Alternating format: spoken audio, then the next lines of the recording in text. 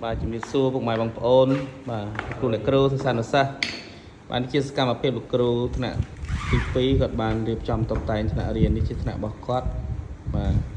được cô bên nơi sả là bạn tham gia play swai thật là không phun play swai không về cái sấy sọc phần cài khét bật bóng xong như thế chưa được tôi trẻ thà ở từ bố nhóm bật gì một phê scott một pí chứ mà xem là trong ở chỗ từ đồng này cô thầy thì rồi khai cái áo này cũng bọc thôi chứ nó về để khai cái áo cứ vì chọc đầm chụp thì làm hào nói làm hào chấn vị trí ở cái hào thà chỉ bành hà mùi để dương chụp một tết nó về để dương bật ở cao và sân một pí núi ok thì cho mình vận té nó về để khai cái áo cứ chọc đầm hào chấn dương sao mà dương cứ đâu là định cô đồng bì ở đồng mặt thành đồng bì của mọi người chụp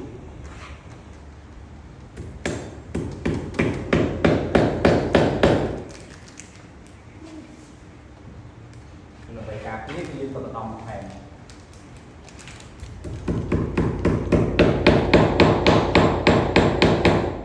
នេះគឺតាមជ្រុងនីមួយៗលោកគ្រូក៏តបតែងបានស្អាតណាអញ្ចឹងលោកគ្រូអ្នកគ្រូដែលចង់បានគំនិតការតបតែងថ្នាក់អាចមើលគំរូរបស់លោកគ្រូបាននេះគាត់មិនតាន់តបតែងអស់ទេតបតែងអស់ទៅតែបាន70%ទេភាសាលោកគ្រូគាត់មានញឹកនឹងការងារច្រើនអញ្ចឹងទៅគាត់បានប៉ុណ្្នឹងសិនហើយក៏ល្អខ្លាំងមែនតើដែលគាត់អនុញ្ញាតឲ្យថតចែកចម្លែកនៅការតុបតែងផ្នែកគាត់បាទនេះយើងអាចមើលបាន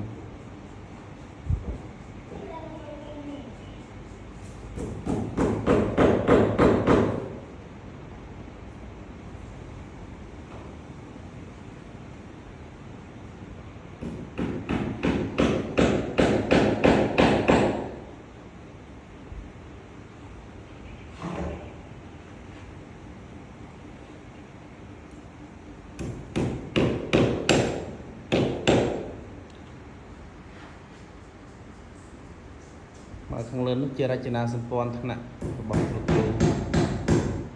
មានរូបថតលោកគ្រូហើយនឹងសិស្សតាមលំដាប់លំដោយបន្តមកទៀតទាំងមួយទៀតគឺគណៈកម្មការគ្រប់គ្រងថ្នាក់រៀន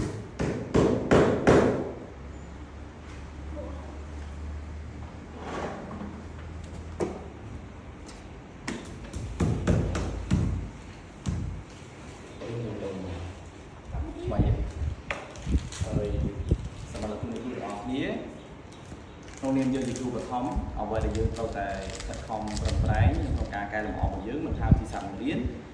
ចំណុចមួយទៀតគឺថ្នាក់រៀនគឺជាចលករយ៉ាងសំខាន់ដែលជំរុញឲ្យបងប្អូនសិស្សានុសិស្សគាត់ចង់រៀននៅពេលដែលគាត់ចូលមកដល់ថ្នាក់របស់យើងមានបៃតងពណ៌បៃតងយើងមាន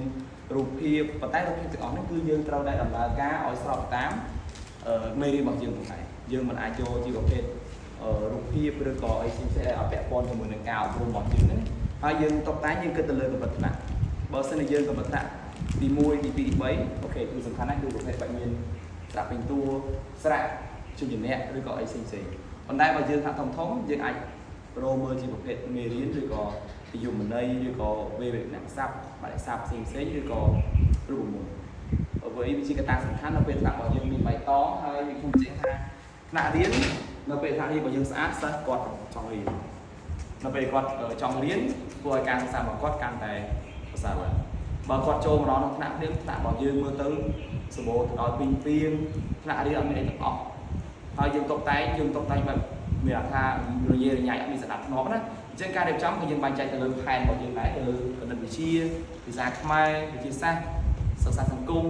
ស្រាប់ដៃសិស្សឬក៏ហត្ថកម្មផ្សេងៗបើយើងរៀបចំបែបលោកឡំគ្នា